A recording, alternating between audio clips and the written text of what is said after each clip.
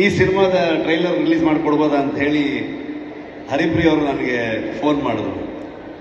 ವಸಿಷ್ಠ ಅವರು ಸ್ವಲ್ಪ ಆಚೆ ಇದ್ದಾರೆ, ಆಮೇಲೆ ಬಂದ ತಕ್ಷಣ ಫೋನ್ ಮಾಡಿಸ್ತೀನಂತ. ನಾನು ಅವ್ರಿಗೆ ತುಂಬಾ ಆತ್ಮೀಯ ಸ್ನೇಹಿತರು, ಅಂದರೆ ಹುಡುಗರ ತರ ಗುರು ಅಂತ ಮಾತಾಡ್ಕೊಳ್ತೀವಿ ನಾವಿಬ್ರು.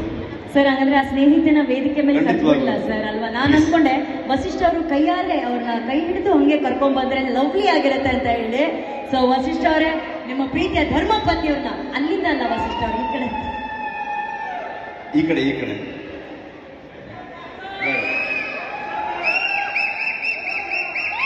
ಈಗ ವೇದಿಕೆ ಮೇಲೆ ಲವ್ಲಿಯ ಜೋಡಿ ಹರಿಪ್ರಿಯ ಇದ್ದಾರೆ, ಹಾಗೆ ನಮ್ಮ ಬೆಲ್ ಬಾಟಮ್ ಜೋಡಿ ಹರಿಪ್ರಿಯ ಅವರಿದ್ದಾರೆ.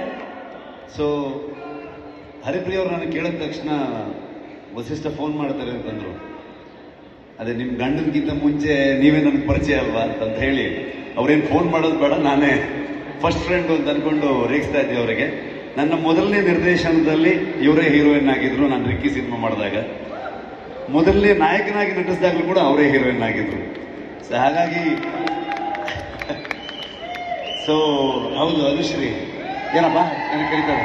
ಅಲ್ಲ ಶೆಟ್ರ, ಇನ್ನ ಹೀರೋಯಿನ್ ಆಗಿಲ್ಲ. ಓ ಹಂಗ ಅಂತ ಮೋಸ್ಟ್ಲಿ ಕಾಂತಾರ 4 ಬರೋಷ್ಟಲ್ಲ ಒಂದು ಆಂಟಿ ಕ್ಯಾರೆಕ್ಟರ್, ಅಜ್ಜಿ ಕ್ಯಾರೆಕ್ಟರ್ ಏನೋ ಮಾಡ್ತೀನಿ ಶೆಟ್ರ. All the best. ಸೊ ಹಾಗಾಗಿ ಅವ್ರು ಕರೆದಾಗ ಖಂಡಿತವಾಗ್ಲೂ ನಾನು ಬರ್ತೀನಿ ಅಂತಂದ ಬಂದೆ. ನಾನು ಈ ಥರದ ಎಕ್ಸ್ಪೆಕ್ಟೇಷನ್ ಇರಲಿಲ್ಲ. ಈ ಥರದ ಒಂದು ನಟ ಮತ್ತು ಈ ಥರದ ಒಬ್ಬ ನಾಯಕ, ಅದೊಂದು ಫಿಲ್ಲಿಂಗ್ ಬಾಕಿ ಇತ್ತು ಚಿತ್ರರಂಗದಲ್ಲಿ. ಕನ್ನಡ ಚಿತ್ರರಂಗಕ್ಕೆ ವಸಿಷ್ಠ ಒಂದು ಆಸ್ತಿ ಆಗ್ತಾರೆ ಅನ್ನೋದು ಟ್ರೈಲರ್ ಮುಖಾಂತರ ಗೊತ್ತಾಗ್ತಾ ಇದೆ. ಸೊ ನಿರ್ಮಾಪಕರಿಗೆ ನಾನು ಕಂಗ್ರ್ಯಾಚುಲೇಷನ್ಸ್ ಹೇಳ್ತೇನೆ. ತುಂಬ ಅದ್ಭುತವಾಗಿ, ತುಂಬ ರಿಚ್ ಆಗಿ ಸಿನಿಮಾನ ಮಾಡಿದಿರ. ಮೊದಲಿಂದಾಗಿ ನಿರ್ದೇಶನ ಮಾಡಿರುವಂಥ ಚೇತನ್ ಅವರೇ ಆಲ್ ದ ಬೆಸ್ಟ್. ಎಲ್ಲಿದ್ದಾರೆ? ಕೇಳಿಸಿಲ್ವಾ?